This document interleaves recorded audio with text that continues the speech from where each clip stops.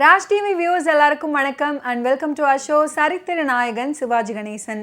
இந்த நிகழ்ச்சியில் சிவாஜி அவர்களுடைய ஃபிலிம் கெரியரில் நடந்த பல இன்ட்ரெஸ்டிங்கான விஷயங்களை நம்ம தொடர்ந்து பார்த்துக்கிட்டு இருக்கோம். அந்த வரிசையில் இன்னைக்கு எபிசோட்லையும் பல சுவாரஸ்யமான அப்டேட்ஸ் உங்களுக்காக காத்துக்கிட்டு இருக்கு. வாங்க நிகழ்ச்சிக்குள்ளே போகலாம். மக்களை பெற்ற மகராசி 1957 ஆண்டு வெளிவந்த தமிழ் திரைப்படமாகும். கே. சோமு இயக்கத்தில் வெளிவந்த இந்த திரைப்படத்தில் சிவாஜி கணேசன் அவர்கள் பானுமதி முக்கிய கதாபாத்திரத்தில் நடிச்சிருந்தாங்க.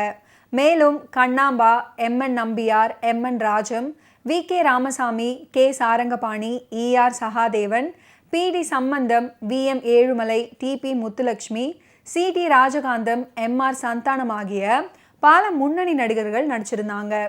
இந்த திரைப்படத்துக்கு திரை இசை திலகம் கே.வி. மகாதேவன் இசையமைச்சிருந்தாரு. கே. சோமு இயக்கத்தில் வெளியான இந்த திரைப்படம் தான் முதல்ல வட்டார மொழி வழக்கில் பேசி வெளியான திரைப்படம். கொங்கு நாட்டு மொழி வழக்கு பேசக்கூடிய செங்கோடன் கதாபாத்திரத்தில் சிவாஜி அவர்களும், அவரின் முறைப்பெண் பொன்னுரங்கம் கதாபாத்திரத்தில் நடிகை பானுமதி அவர்களும் நடிச்சிருப்பாங்க.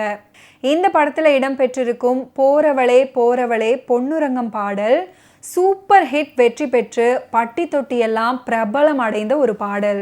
அதுக்கப்புறம் நடிகை பானுமதி அவர்கள் நடிகர் அசோகனை ஹீரோவாக வைத்து மணமகன் தேவை அப்படின்ற காமெடி திரைப்படத்தை தொடங்கினாங்க. இந்த திரைப்படம் முழுக்க பானுமதியை மையமாக வைத்து கதைகள் அமைஞ்சிருக்கும். அதுக்கப்புறம் இந்த படத்தில் நடிகர் அசோகனை விலக்கிவிட்டு நடிகர் திலகம் சிவாஜி கணேசன் அவர்கள் ஹீரோவாக ஒப்பந்தமானார்.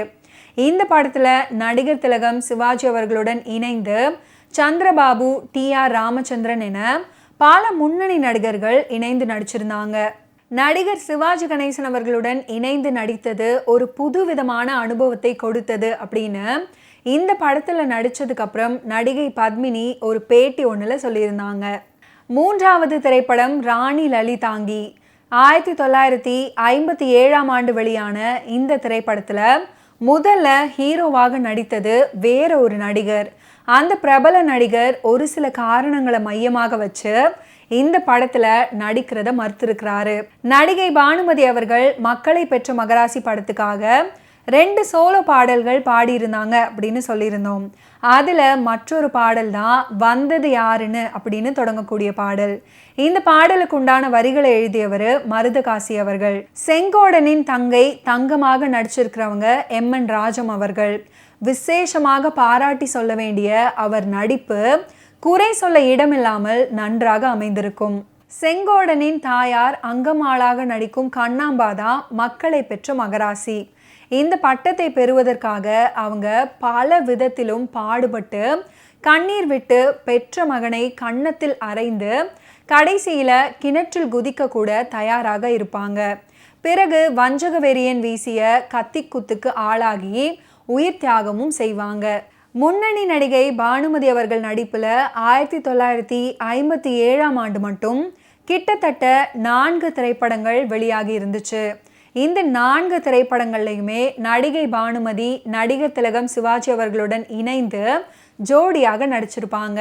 அதில் முதல் திரைப்படம் 1957 ஆண்டு பிப்ரவரி மாதம் 27 வெளியான மக்களை பெற்ற மகராசி திரைப்படம். அதே ஆண்டு இறுதியாக அம்பிகாபதி திரைப்படம் வெளியாக இருந்துச்சு. இந்த படத்தில் நடிக்கும் பொழுது நடிகர் சிவாஜி அவர்களுக்கும் பானுமதி அவர்களுக்கும் இடையே சிறிய சண்டை ஒன்று ஏற்பட்டுச்சு. ஆனால் இந்த படத்தில் ஒரு சில காதல் காட்சிகள் இடம்பெற்றிருந்துச்சு. அதனால் நடிகர் சிவாஜி அவர்களும் பானுமதி அவர்களும் தன் தனிப்பட்ட சண்டையை ஓரமாக வைத்துவிட்டு படத்தில் காட்சிகளுக்கு தகுந்தாற் போல இணைந்து நடிச்சிருப்பாங்க. இருவரின் நடிப்புக்கு ஏற்றாற் போல இந்த திரைப்படமும் மிகப்பெரிய வெற்றியை பெற்றது.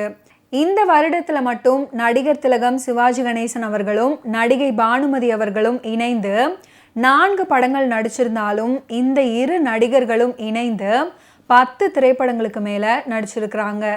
மக்களை பெற்ற மகராசி படத்தில் மக்களை பெற்ற மகராசி அப்படின்னு அந்த டைட்டிலாகவே தொடங்கக்கூடிய ஒரு பாடல் இடம்பெற்றிருக்கும்.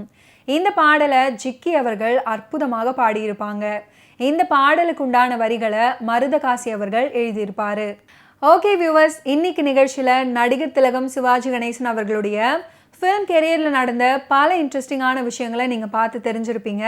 மீண்டும் அடுத்தடுத்த எபிசோட்ஸில் சந்திப்போம். நன்றி, வணக்கம்.